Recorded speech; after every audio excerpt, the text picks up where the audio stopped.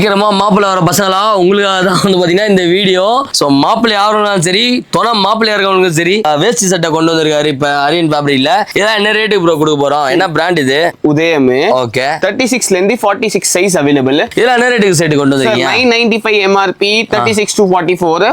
46 சைஸ்க்கு எம்ஆர்பி வரும் 1120 ரூபாய். 120 ரூபாய். ஆமா, ஓகே ஓகே ஓகே. எம்ஆர்பி வந்து டிஸ்கவுண்ட் இருக்கு.